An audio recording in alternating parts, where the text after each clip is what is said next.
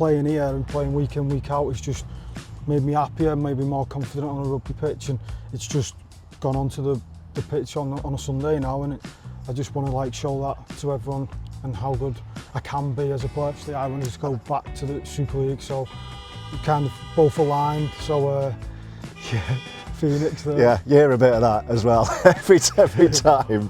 I don't know why it's different when we film You Have the Mic, because they don't do this when we just do our normal interviews. But the guys... You can see his cheeky little smile now pop out of the car. The dream for this club is to be in the Super League, and obviously that could be this year, it could be next year, so there's aspirations to get there, and obviously I want to get back there, playing full time, stuff like that. So. Hello again, welcome to You Have the Mic, taking your questions and fielding them to one of our star players. And Ben Davies is in the hot seat this week, in great form as well. 3 try assists at the weekend, I think 5 tries and counting so far, or have I missed a couple out? I don't know, I don't keep count, to be fair. I should probably, but... Yeah. It's going well, isn't it? Yeah, it's going well. I'm playing well. It's just getting the confidence under my belt with obviously this new team that I'm with, and it's just all clicking at the moment, and I just want to keep this performances up high. We've got loads of questions from our fans on Facebook, on X, on Instagram in a moment. I asked you how you're finding it. What about that left edge as one from me, first of all, because you looked pretty devastating at the weekend and actually quietly effective since you've arrived here.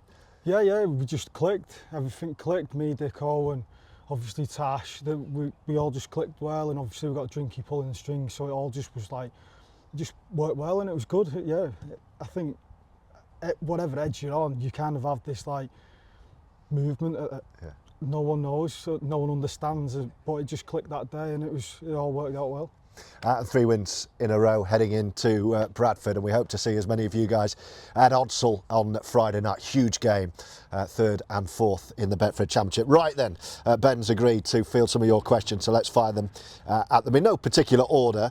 Ian asks how you found your time at Oldham so far. You seem to be really enjoying it. I mean, you're playing with a smile on your face, and you've hit the ground running. In terms of your arrival here, getting settled in, your enjoyment, how do you sum all that up? Yeah, exactly. As a kid, you always want to play, and even when you get older, all you want to do is play. And I found that playing here and playing week in, week out has just made me happier, made me more confident on a rugby pitch, and it's just gone onto the pitch on a Sunday now, and I just want to like show that to everyone and how good I can be as a player.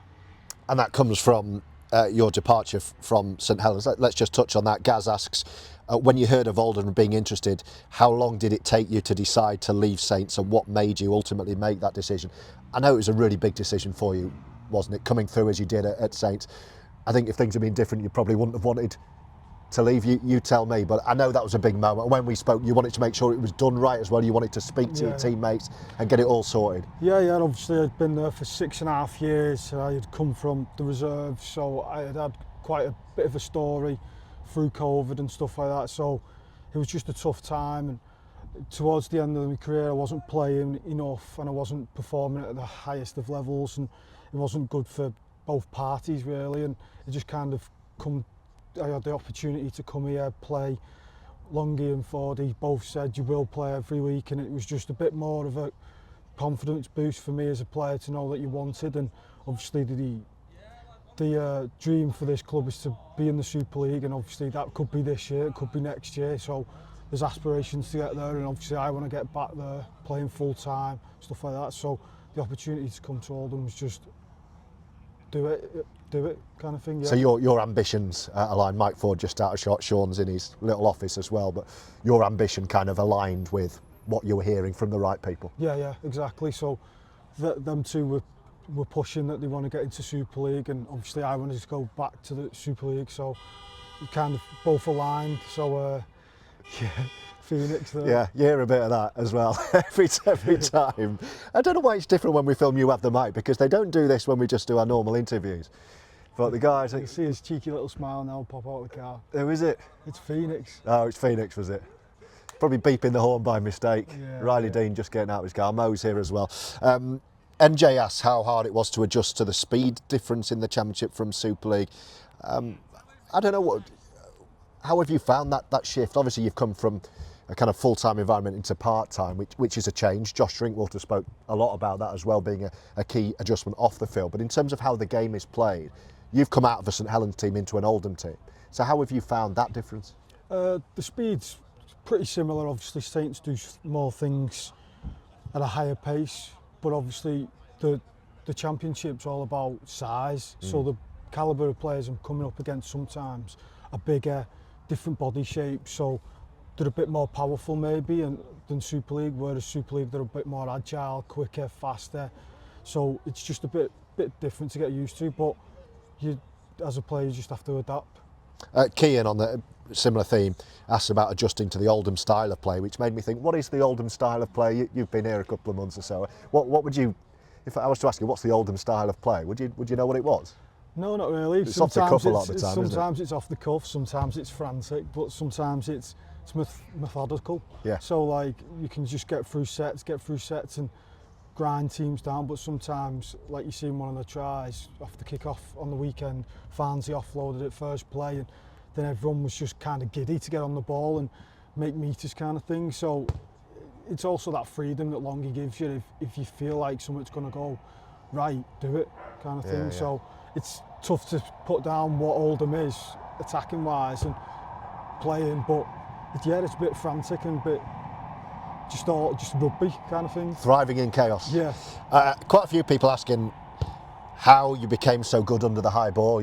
You set one up off the high ball at the weekend. I think you scored a couple of the high ball as well. That's clearly one of the strengths of your game. How do you discover that that's something you're really good at? Is it as simple as just jumping and catching? Yeah, just jumping, catching, having confidence in my ability and in my hands catching the thingies. But no, I've just been playing for that long that it's kind of just second nature now, that when the ball goes up, compete hard, because if I drop it, it's you can't dwell on stuff like that. So just having the confidence, I can get it, go get it then.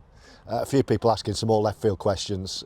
When you're not here or at Boundary Park, what do you like to do? Simon asks how you chill out away from rugby. I don't know, are you a golfer? I play golf, oh, I play with my brother. I'm not very good, play with my brother and a few of the old Saints boys and stuff like that. So it's competition. Who's good out of them? Who you play with then? None of them. None of them, really? I'm probably the best one.